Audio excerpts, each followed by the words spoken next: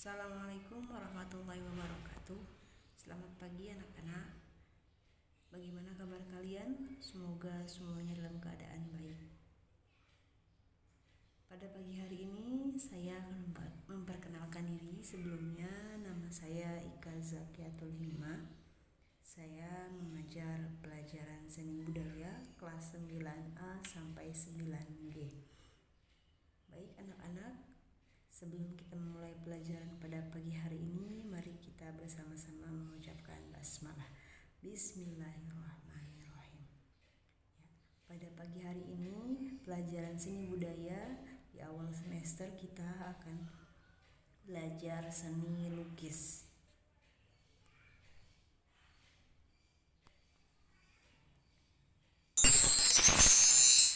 Pengertian dan unsur seni lukis. Yang pertama, pengertian seni lukis. Seni lukis merupakan seni rupa murni dua dimensi yang dituangkan dalam media lukis seperti kertas, kanvas, dan lain-lain dengan menggunakan alat lukis seperti kuas, pensil, cat, dengan menggunakan unsur garis, titik, bidang, bentuk, warna, gelap, dan terang. Pengertian seni lukis menurut para ahli. Yang pertama dari Sudarso SP menyebutkan bahwa sebuah karya lukis ialah sebuah karya manusia yang mengkomunikasikan pengalaman batiniahnya. Kemudian yang kedua, menurut Aristoteles mengatakan bahwa seni lukis adalah sesuatu yang baik, yang selain baik juga menyenangkan.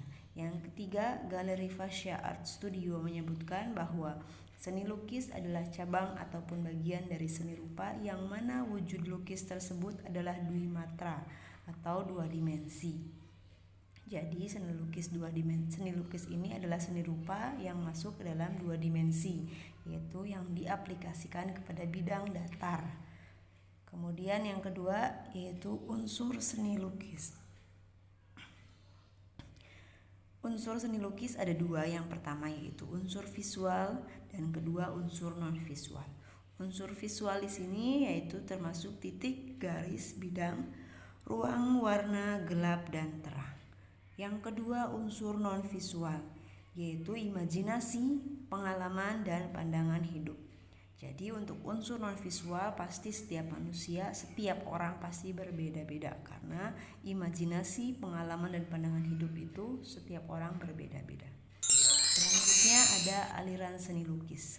Aliran seni lukis adalah gaya, genre, atau paham yang diikuti oleh seseorang, individu, atau kelompok tertentu dalam menciptakan karya seni lukis.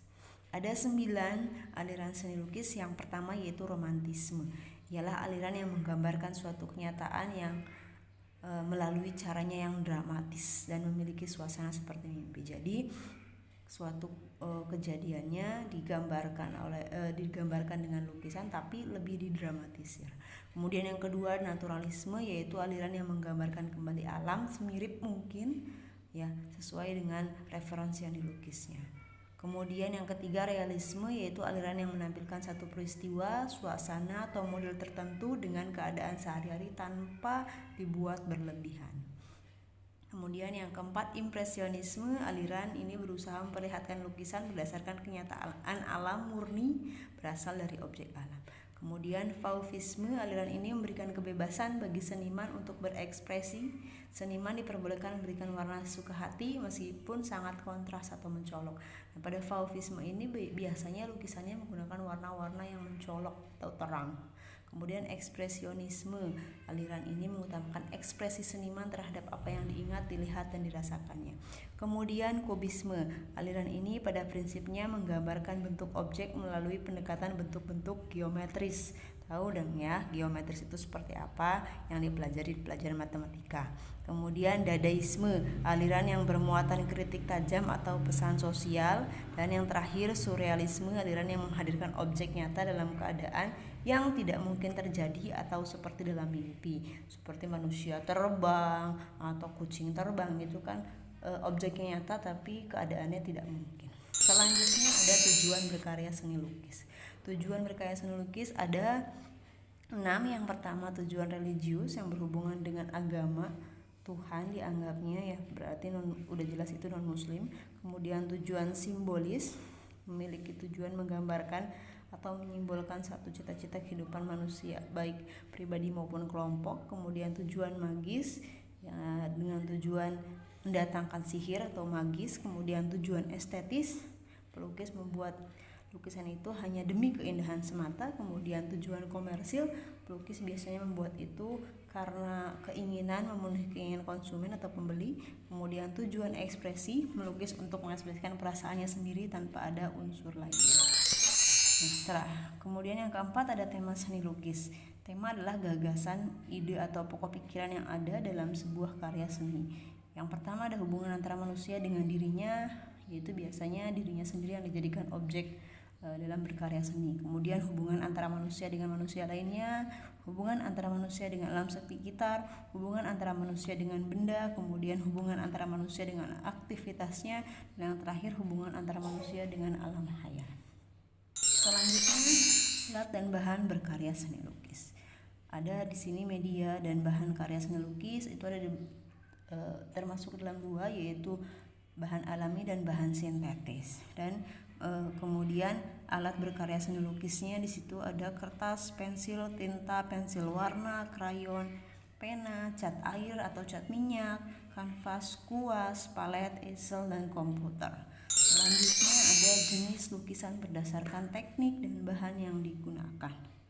Ada lukisan tempera di situ yang dimana cat pewarnanya dicampur dengan lem. Kemudian lukisan kaca, melukis di atas kaca dengan bantuan timah atau kuningan atau tembaga. Kemudian mozaik dari kepingan-kepingan kemudian ditempel di bidang datar. Kemudian yang keempat lukisan cat minyak, jelas ya, berarti lukisannya menggunakan cat minyak. Kemudian lukisan akuarel atau cat air, ini juga udah jelas lukisannya menggunakan cat air. Kemudian lukisan batik, nah itu batik yang biasa kamu pakai itu asalnya dari lukisan batik, melukis di atas kain, itu namanya batik.